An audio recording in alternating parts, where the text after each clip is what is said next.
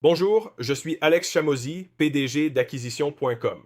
Notre portefeuille aide les fondateurs réalisant 3 à 10 millions de dollars à dépasser les 30 millions pour une sortie sous 3 à 5 ans. C'est ce que nous faisons. Pour tous les autres, mon but est de vous aider gratuitement en vous apportant plus de valeur que n'importe quel programme payant en ligne. Mon objectif transparent est de rendre tout le monde riche, car c'est ma conviction. Si vous passez de 0 à 3 millions en utilisant nos ressources gratuites, je sais que vous serez alors capable de passer à l'action. Je pourrais alors vous aider à découvrir toute l'étendue du sujet. Voilà pourquoi je propose tout ceci gratuitement. Alors voyons maintenant comment proposer des produits à forte valeur ajoutée. Il s'agit donc de prendre vos services existants et de les rendre plus précieux en modifiant l'offre que nous leur proposons du point de vue de la prestation. On a déjà vu l'importance du marché, de facturer à la juste valeur, de déconstruire cette valeur et de lever les obstacles des prospects pour créer une solution forte. Voyons maintenant comment appliquer tout cela concrètement dans le monde réel. Que leur offrons-nous concrètement pour leur argent? Voici la deuxième partie de votre offre. Très bien. L'offre est peu rentable car votre produit n'a ni forte marge ni grande valeur. C'est un point crucial. Les marges sont faibles. Vous réglez donc le souci sans faire de profit. Je vais donc vous montrer comment décomposer cela et le faire fonctionner pour vous. Très bien. Il y a donc plusieurs éléments à cela. D'abord, comprenons le continuum théorique entre la vente et la réalisation. Véhicule de livraison. C'est le comment de la façon dont vous allez leur fournir la solution. Ensuite, je procède au trier et empiler pour optimiser la valeur. Très bien. Examinons toutes les solutions envisageables, puis nous écarterons celles qui ne sont pas utiles. Empilons celles jugées utiles et à forte marge pour les proposer. Abordons le continuum entre la vente et la réalisation. Alors, voici ce petit graphique montrant ce qui est facile à vendre et difficile à réaliser. D'accord? Si ça se vend bien, c'est souvent dur à faire. Si ça se vend mal, c'est souvent facile à faire. Pas vrai? En voici un exemple. Si je propose des services clés en main, c'est facile à vendre, mais plus dur à réaliser car vous devez tout faire. À l'inverse, si je disais que je vends une formation, c'est en général bien plus difficile à vendre, en particulier à des prix élevés. Il faut mieux persuader, apporter de la valeur et bien communiquer. C'est plus dur à vendre, mais facile à livrer. Il suffit de donner un accès. Comprendre ce continuum est donc vraiment essentiel, surtout quand on débute. Pour ma part, j'ai tendance à me concentrer beaucoup plus sur ce côté de l'équation. Pour une entreprise, si c'est facile à vendre mais dur à livrer, on pivote graduellement. Parfois, on bâtit tout un business là-dessus. Surtout en bon gestionnaire sachant bâtir l'infrastructure, l'équipe et la culture, vous avez innové dans la prestation pour faciliter vente et livraison. C'est notre objectif final. En général, c'est ainsi que fonctionnent les services. Sur le continuum, le fait pour vous signifie qu'on vous paie pour agir. Le fait avec vous ressemble à un coach sportif. Vous suivez son programme et ses étapes à la salle de sport. Le mentorat est un exemple courant de service fait avec vous, un conseiller, n'est-ce pas? Le DIY, via un livre ou une formation, est plus dur à vendre, mais bien plus simple à livrer, n'est-ce pas? Voilà donc un peu comment fonctionne ce continuum. Personnellement, je préfère me concentrer sur ce qui est difficile à délivrer plutôt que sur ce qui est facile à vendre. Et j'aime comparer cela à la pyramide de Tesla. J'adore vraiment toute l'approche de Tesla. Ils ont d'abord commencé avec la Roadster à 250 000 dollars pour se positionner sur le marché, même s'il était bien plus difficile de produire ces voitures. Le public était alors beaucoup plus restreint à l'époque. Mais ces gens étaient riches et voulaient le faire car c'étaient des pionniers. Avec le temps, ils ont descendu la pyramide pour vendre des voitures à 100 000 dollars. C'était alors plus accessible. Enfin, tout en bas, les voitures à 30 000 dollars sont accessibles à presque tous aux États-Unis, du moins. Si vous débutez et faites moins de 3 millions, acceptez l'idée de servir moins de clients à des prix plus élevés. Cela permet de prouver votre valeur, d'acquérir les compétences et de fixer vos prix pour bien s'ancrer. Ainsi, en disant « j'ouvre cette nouvelle offre qui est plus facile à délivrer », vous aurez la crédibilité et la perception de réussite auprès de vos prospects. Ils diront « elle facturait ça. C'est une bonne affaire maintenant. » Tout s'inscrit dans ce contexte. C'est un état d'esprit et un cadre. Je préfère donc bâtir l'entreprise du haut vers le bas. Je considère cela comme une erreur très courante. C'est mon avis sur les gars qui débutent. On se dit souvent « je ne veux pas vendre un truc qui n'est pas scalable. » Et je suis là. Mec, tu n'as même pas de clients. Tu ne devrais même pas t'inquiéter de l'échelle. T'as pas d'argent. On va t'en faire gagner. Vendons des offres haut de gamme sur mesure. Vise le cash flow. Cherchons des produits faciles à vendre mais complexes à livrer.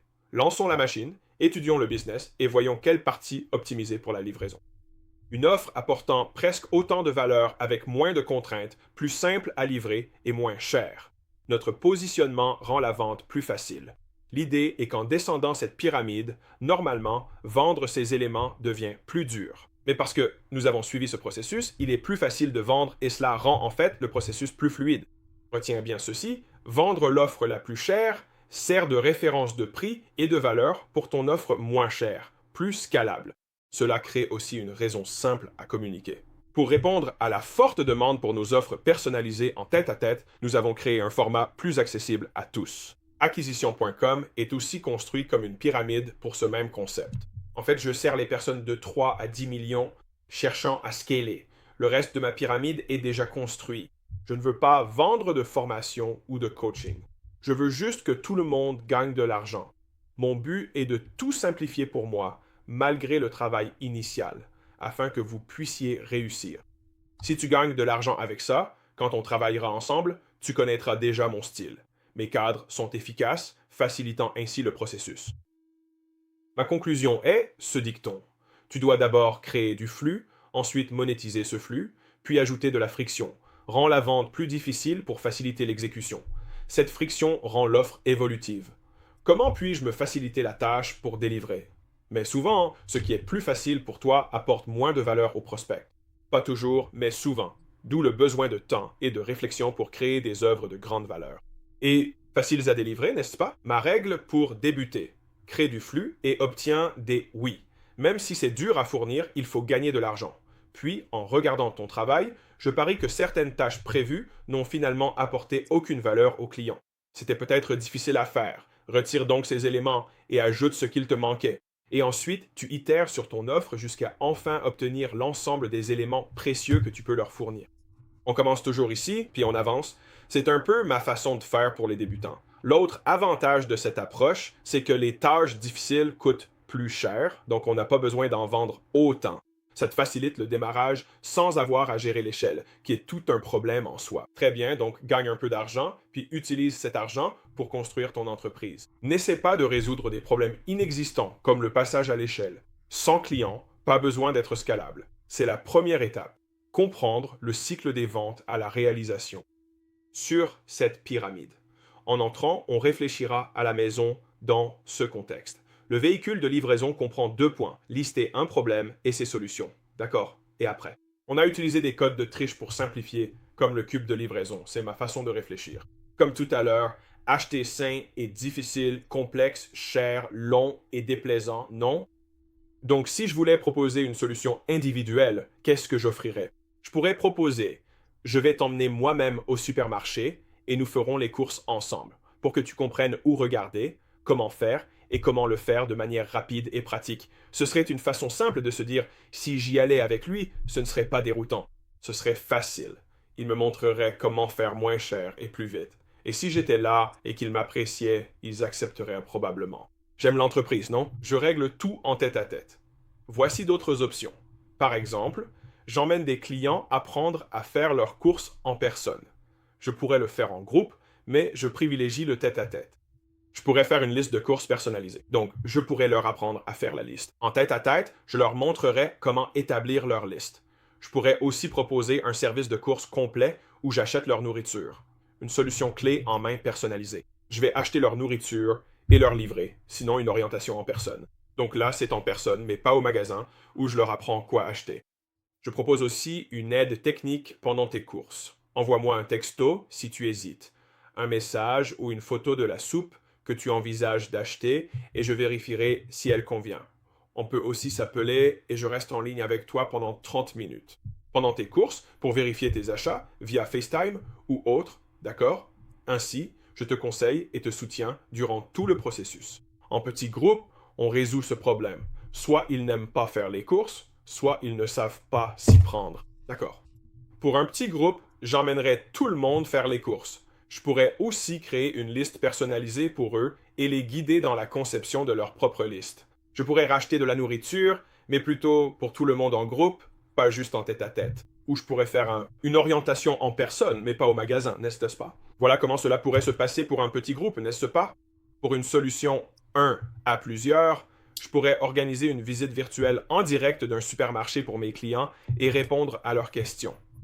C'est moi qui ferai les courses. Je pourrais enregistrer cette séance ou faire les courses une fois pour leur donner la vidéo comme point de référence. Enfin, je pourrais créer un calculateur de courses, un outil partageable où ils entrent simplement leur plan de repas. Ensuite, leur liste de courses est générée selon leurs objectifs et calories. Je pourrais prédéfinir 30 listes selon le poids et les buts de chaque client. Je dirais simplement, vous êtes de type B, voici la vôtre. Et ensuite, je leur donne le plan 1B. Je créerai un système de binôme pour les courses. C'est extensible à l'infini. Il suffit de coupler les clients pour garder les mêmes bénéfices émotionnels. Je pourrais associer d'anciens et de nouveaux clients ou deux groupes de nouveaux clients.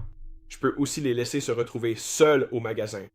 Je prépare aussi des paniers Instacart que je compose moi-même, je partage le panier avec eux et ils valident, livré aussitôt chez eux. Très bien. Donc, ce sont différentes façons de résoudre le même problème, n'est-ce pas? Un à un, petit groupe, un à plusieurs, n'est-ce pas? Et donc, voici le cube de livraison. C'est ainsi que je réfléchis à tout type de produits ou services auxquels je vais penser. Donc, en ce moment, j'aime considérer cela comme un processus créatif. En enseignant cela, j'ai eu divers retours. L'un d'eux, ne t'en fais pas. Pense simplement à tout ce que tu pourrais faire pour quelqu'un. Très bien, j'aime avoir des pistes, donc je fais ainsi. Si c'est confus, arrêtez-vous et faites-le à votre façon. Énumérez toutes les idées possibles. On filtrera et classera tout cela après. Demandez-vous simplement, de combien de façons puis-je résoudre ce problème? Voici comment je procède. La première dynamique expliquée est le face-à-face, le petit groupe et le un à plusieurs. J'aime voir les choses ainsi. Ma prochaine approche méthodologique est comment résoudre ce problème en mode DIY ou en mode accompagné. Pour le mode fait pour vous, sachez que mes solutions couvrent tous ces niveaux, allant du DIY au sur-mesure. Donc c'est un cube, tous ces éléments interagissent entre eux, mais je ne peux pas afficher un cube à l'écran. Donc ce sont 6 cases, puis le niveau de support. Support technique, support par chat. Ont-ils un support email? Ont-ils un support par téléphone? Ont-ils un support d'expert ou Zoom? Ces options varient selon ma convenance et la valeur proposée. Puis, quel niveau de consommation vais-je offrir? Est-ce que je vais leur faire consommer cette information par vidéo? Est-ce que ce sera en audio pour qu'ils puissent simplement l'écouter en voiture? Sera-ce écrit en direct ou enregistré? Cela définit comment ils consommeront le contenu. Réfléchissez donc à ce que vous pourriez faire en direct ou en différé. Quelle vidéo? Qu'est-ce que je pourrais faire en PDF? Ce sont diverses façons de s'informer. Puis, il y a la rapidité et la commodité. Vais-je offrir ce service 24h, 24 et 7J7 ou seulement de 9h à 17h en semaine? C'est la question du quand. Ensuite, il y a la rapidité, c'est-à-dire la vitesse de réponse. Est-ce que je réponds en 5 minutes ou dans l'heure? Écoutez, chez Gym Launch, on avait une promesse de 3 minutes. Pour toute question, notre équipe de chats répondait, je crois, 12 heures par jour. Je crois que c'était de 9h à 9h. Ils devaient répondre en 3 minutes ou moins. Ce que nous avons découvert après avoir mené cette étude, c'est qu'il était plus précieux pour nos clients d'avoir un expert moins disponible. Je veux dire, idéalement, un expert serait disponible 12 heures par jour et peut-être que je devrais trouver une solution pour ça. C'est une piste de réflexion pour moi. On a finalement choisi une personne plus qualifiée, expérimentée, disponible quotidiennement, mais pas toute la journée. C'est la solution choisie. Comprenez ces variables propres à mon marché. Le vôtre peut différer. La dernière dynamique à considérer dans ce contexte, c'est le test du 10 fois à un dixième. Je vais vous expliquer. Maintenant, pensez au prix que vous comptez facturer pour votre produit ou service. Peu importe. Et ce prix, c'est X, n'est-ce pas? C'est votre situation actuelle. Si on multipliait votre prix par 10 maintenant, qu'ajouteriez-vous pour que ça les vaille? Imaginez ce prix décuplé et demandez-vous, que proposeriez-vous normalement pour justifier un tel montant? Cela va donc vous amener à réfléchir différemment à la façon dont vous pouvez apporter de la valeur et résoudre des problèmes. Devriez-vous décupler vos prix et inclure ces services? Beaucoup préfèrent simplement obtenir plus de valeur. À l'inverse, et c'est un test un peu différent, c'est le test du dixième. C'est-à-dire, si j'étais obligé d'apporter plus de valeur que ce que je fais actuellement, mais que je ne pouvais facturer qu'un dixième de ce que je facture actuellement, que ferais-je? Et donc, cela vous pousse à créer des actifs, des outils et des ressources à bâtir une seule fois, exclusivement, et qui sont bien plus précieux que votre travail actuel. Si je devais offrir plus de valeur pour un dixième du prix, comment est-ce que je structurerais cette prestation? Si vous passez le test du 10 fois à un dixième, le 10 fois vous tirera vers le haut et le test du 1 dixième vous fera gagner en efficacité. Ainsi, vous étirez les deux aspects de votre esprit, d'accord? Et donc, c'est ce que j'appelle le cube de livraison. C'est ce à quoi je réfléchis en créant nos produits et solutions. C'est vraiment notre métier, offrir des services pour tenir nos promesses. Je liste donc maintenant toutes les solutions aux problèmes possibles. Pensez alors au Delivery Cube si cela vous est utile. Si cela vous semble trop, listez simplement toutes vos idées. Voici comment faire. L'étape finale consiste à élaguer et empiler pour maximiser le profit et la valeur. Et donc, vous devriez maintenant avoir cette immense liste de choses et de systèmes de livraison que nous allons fournir. Nous les évaluerons en termes de valeur et de coût. Mon but est de maximiser le profit et la valeur. Voici donc quelques solutions. En les évaluant selon l'équation de la valeur, cela pourrait être une faible valeur pour un coût élevé. On ne va pas faire ça, non? Et celle-ci pourrait être de valeur moyenne, mais à faible coût. Même si le coût est faible, sans réelle valeur, cela devient juste une distraction.